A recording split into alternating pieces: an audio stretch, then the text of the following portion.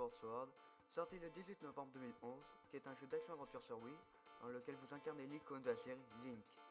Le héros devra sauver la princesse Zelda dans un titre qui met en avant le Wii Motion Plus. Volez à dos de votre céléstrier et combattez les forces maléfiques grâce à une multitude d'objets améliorables. Ce jeu est développé et édité par Nintendo. Depuis maintenant plus de 25 ans, la série s'est fait une place dans le panthéon vidéoludique grâce à son excellence. Une place que personne ne peut contester tant la saga a su perdurer avec une constance extraordinaire. Bien sûr, cette dernière phrase n'est pas à prendre en compte, que si vous arriverez à comprendre qu'aucun épisode n'est jamais sorti sur CDI. Jamais. Donc pour ceux qui se poseraient quelques questions, 3 jeux Zelda sont sortis sur Philips CDI en 1992 et ces jeux étaient très mauvais. Bref, parlons dès à présent de ce fameux Skyward Sword qui en a fait créer plus d'un, de son design. Le genre de critique qui n'avait pas empêché de briller un certain Wind Waker, d'ailleurs. Ce qui importe, c'est que ce nouvel opus nous propose un univers profond, attachant, doublé d'une quête qui nous émerveille. Mais est-ce vraiment le cas? La première zone se nomme la forêt de Firon. Elle est belle, beaucoup de charme, donné par les Tikwi. Par contre, les énigmes n'ont pas le génie habituel que les anciens Zelda. Cet arrière-goût amer traîne également dans le volcan d'Ordine, qui est la deuxième zone, qui se termine par un donjon dont le principe est de marcher sur une boule pour avancer. La troisième zone est le désert de la Nel, qui est franchement pénible à jouer à cause d'un level design bordélique.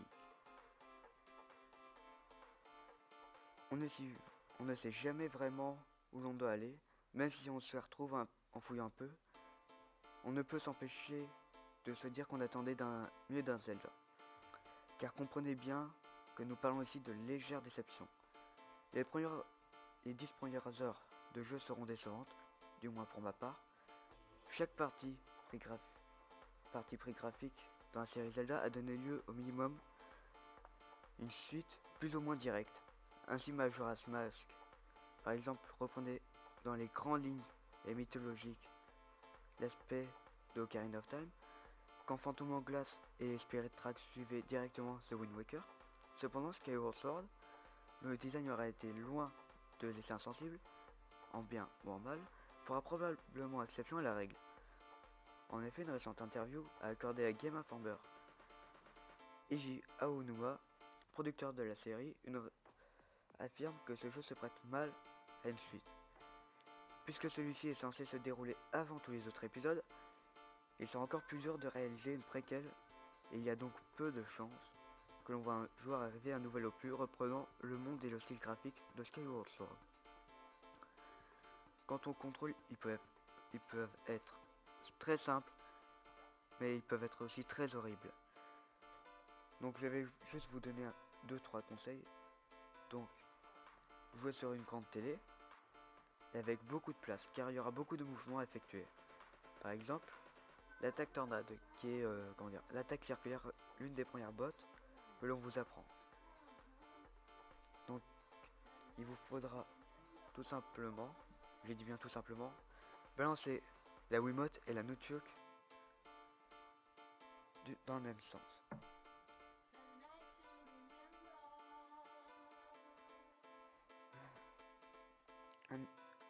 Un nouvel accessoire est disponible, le scarabée volant qui remplace un peu le boomerang.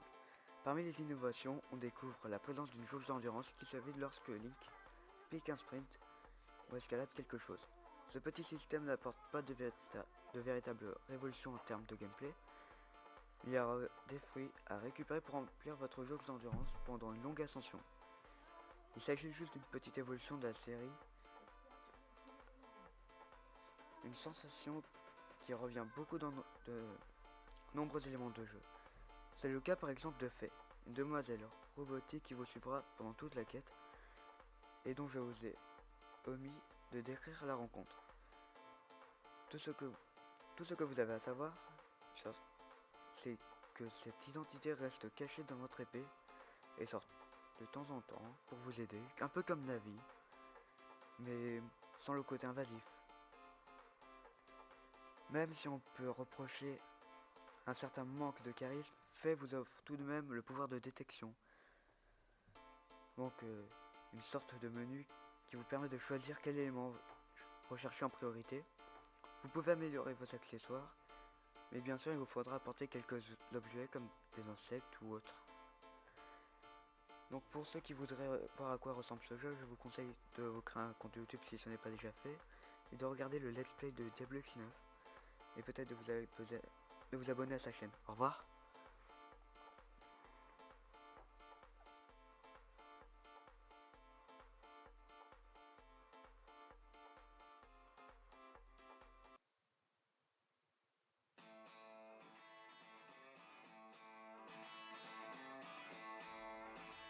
Salut à tous et à tous, et nous voilà pour un nouveau commentaire sur Battlefield 3 avec XX Val XX29 et X Sniper 29.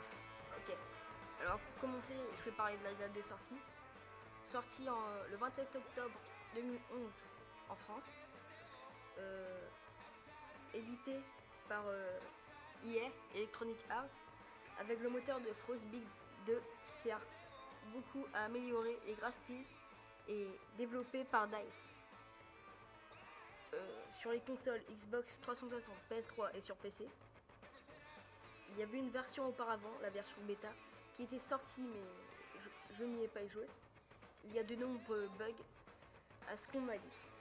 Mais il a été obligé de corriger 2 semaines après sa sortie sur le Xbox Live, sinon sur d'autres consoles je ne sais pas.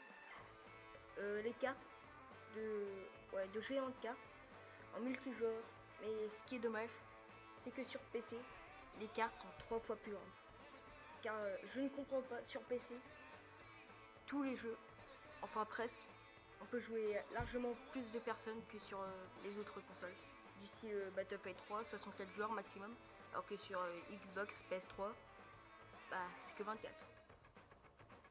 Alors les cartes du jeu prennent place à Paris, Téhéran, Amol, Sarajevo, Sulemaniye, New York, Wake Island et Oman.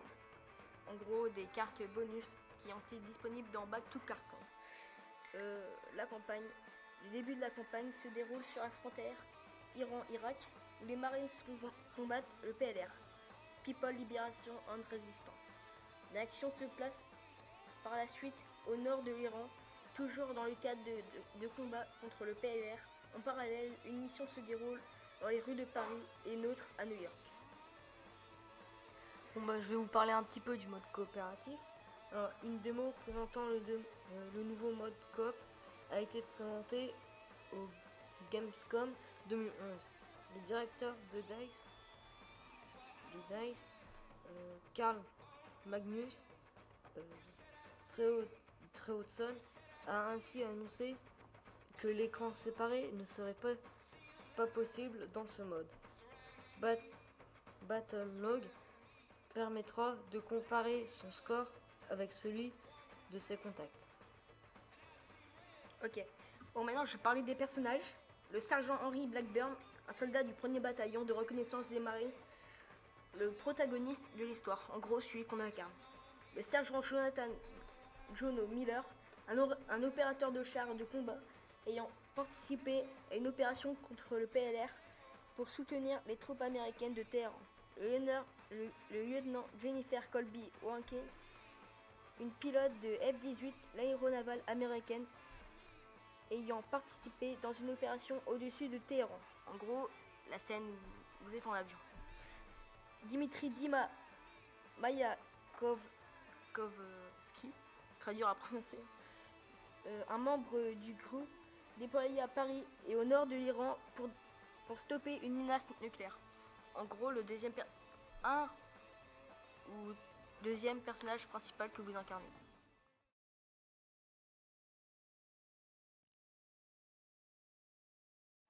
Alors, Solomon, le principal antagoniste de l'histoire, il a travaillé pour le PLR, Al-Bashir, Kavarov et le CIA. Ou la CIA, je veux dire. Farouk Al-Bashir, chef du PLR en Iran, il travaille avec Solomon et Kavarov. Amir Kavarov, trafiquant d'armes russes, il travaille avec Solomon et Al-Bashir. Les multis, ouais, super. Et bien mouvementés avec des explosions de partout, avions, bateaux, chars, hélicos, excellent. Amélioration par rapport à Battlefield 2, ouais, il y a des grandes améliorations comme le moteur de Frostbite 2 qui améliore gravement les graphiques, meilleure possibilité de personnaliser les armes ou le personnage, améliorer les véhicules, l'avion, etc. Bon bah les ventes. Le titre a été distribué à 12 millions d'exemplaires dans le monde pour son lancement, ce qui en fait l'un des 5 jeux les plus vendus de 2011. Les aspects positifs, une super maniabilité, des super graphiques, je lui donne une note de 19 sur 20. Aspect négatif, je ne vois pas qu'est-ce qui peut avoir négatif, alors rien. Qu'est-ce qui vous plaît dans le jeu? C'est piloter les hélicos ou avions, faire plein de kills ou délire. Pourquoi recommander le jeu aux autres? Il est très réaliste avec une bonne maniabilité. Conclusion, un jeu que je conseille aux bons gamers et salut. Salut.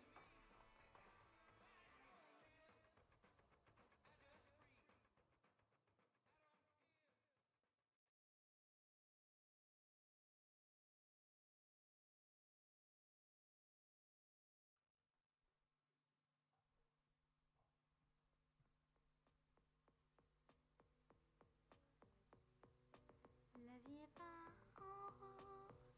Bonjour, je trouve le magasin de lunettes de soleil très beau. Idem, je voudrais surtout les super paires de lunettes roses. Idem. C'est super car avec des lunettes roses, on voit la vie en rose. Ce que je veux dire, c'est que la vie soit mieux pour vous. C'est vrai, alors je prends cela. Moi aussi, je prends l'autre. Super, ça fera 10 €, merci. Voilà pour nous deux. Bon alors à demain pour voir si vous avez aimé. Le lendemain. Alors? C'est nul, je veux les rendre, ma vie est horrible. Idem. Bon, tant pis. Les clients sont partis. Les prochains, je vais réussir.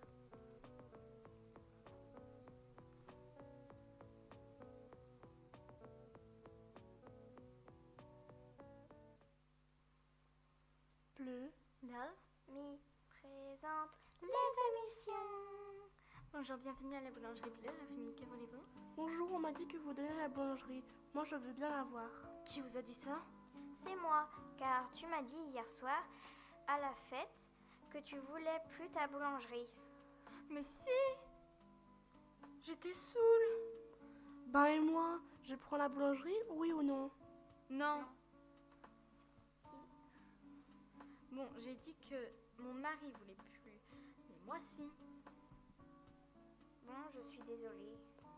Bon, mais j'ai dit à tout le monde. Mais il faut pas croire tout ce qu'on dit. Oui, car moi là je suis mal. C'est pas grave, je vais me débrouiller. Non, j'ai une idée. Vous pouvez travailler pour moi. Oh oui, super. Il Faut Jamais croire les autres.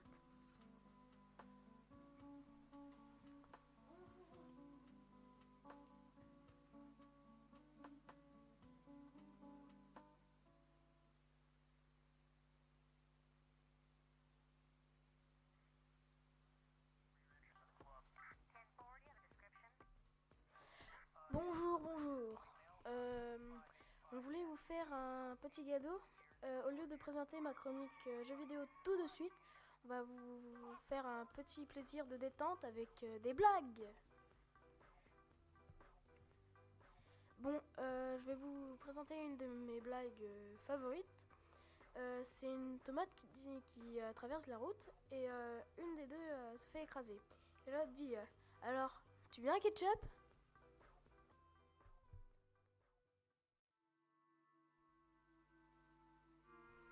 Bonjour, bonjour. C'est de retour moi, celui qui faisait les blagues tout à l'heure. Alors, je vais vous faire la présentation du jeu. C'est Minecraft. Minecraft logo, présentation du jeu. Minecraft est un jeu de type bac à sable, entre parenthèses, où les joueurs sont invités à collecter un Minecraft et un jeu de type... un maximum de ressources dans un monde de taille infinie. Quand je dis infini, c'est vraiment éparpillé. La Terre est complètement gigantesque. On peut construire tout ce qu'il pourra vous servir contre les monstres. La nuit, les monstres débarquent. Assurez-vous de profiter avec le jour du soleil pour vous construire un abri, une cabane, une mine, une forteresse. En réalité, n'importe quel type de construction capable de vous protéger des zombies, des squelettes et des autres monstres assoiffés de sang. Le monde dans lequel se déroule l'action est un monde généré aléatoirement et de taille infinie. Vous faudra piocher dans une ressource pour vous construire vos premiers outils, armes et votre nourriture.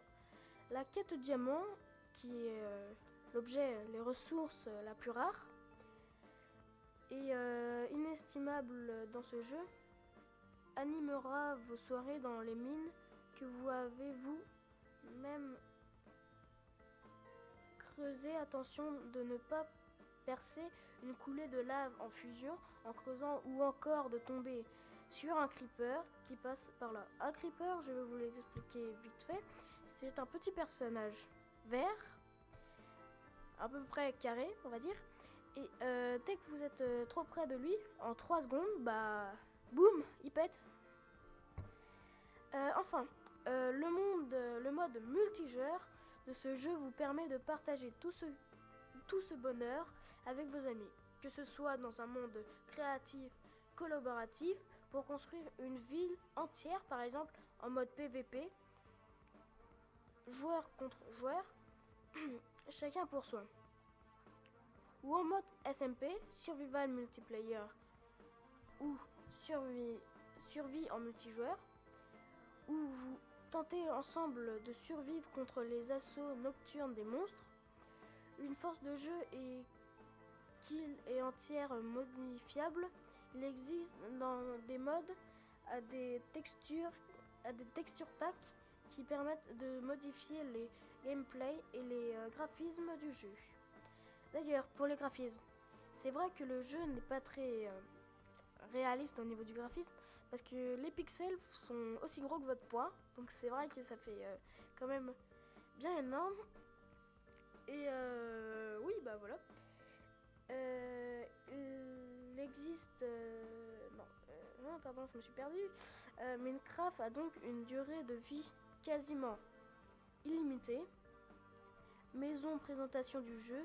Une petite maison en bois, le pack de texture a été changé. Prenez votre pioche et soyez bienvenus sur Minecraft, une aventure de pixels dans un monde qui vous appartienne et donc la seule limitée de l'imagination. Si vous n'êtes toujours pas convaincu, n'hésitez pas à regarder ces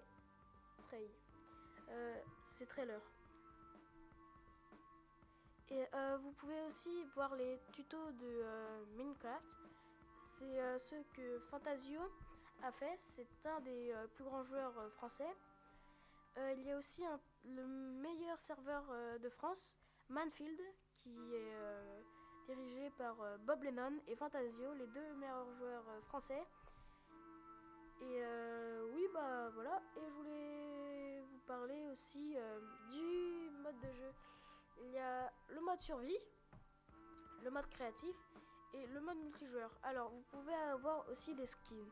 Les skins, c'est, comment dire, votre personnage.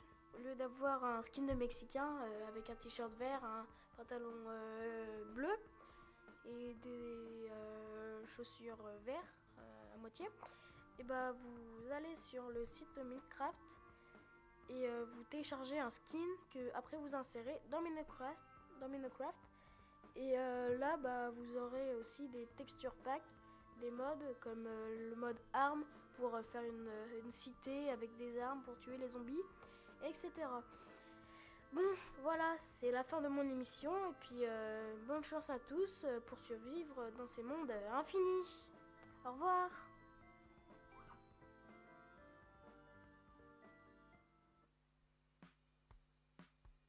Bonjour, je vais vous parler de Twilight. Il y a eu Twilight 1 qui est sorti le 7 janvier 2009. Il s'appelle Fascination, le genre est fantastique comédie romantique. Il y a eu chapitre 2 qui est sorti le 18 novembre 2009. Il n'y a rien de nouveau comme genre et il s'appelle Tentation. On a un autre, le chapitre 3, Hésitation. Le genre comme d'hab, il est sorti le 7 juillet 2010. Il y a le chapitre 4, première partie, il est vraiment trop cool. Il s'appelle Révélation et le genre ne change pas. Et pour finir avec Twilight, il y a le chapitre 5, deuxième partie, qui sort le 14 novembre 2012. Maintenant, changeons de sujet. C'est Voyage au centre de la Terre 1. Il est trop bien, pas comme le nom. Il est sorti le 16 juillet et le 2 est sorti le 15 février 2012.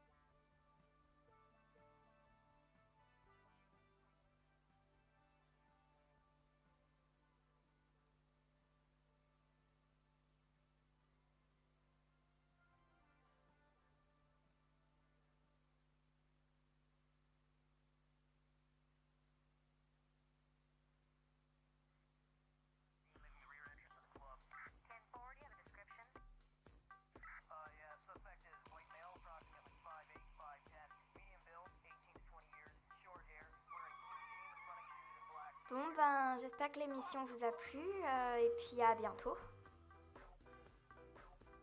Bon, c'est vrai, moi aussi j'avais quelque chose à rajouter.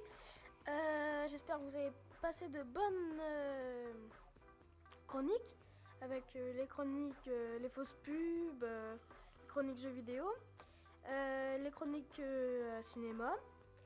Et je vous remercie de nous écouter. Salut tout le monde! Bon bah j'espère que vous avez bien rigolé pour les blagues. Et nous en tout cas on a bien rigolé pendant le tournage, alors au revoir et j'espère que vous avez bien aimé. J'espère que ça vous a plu et à bientôt.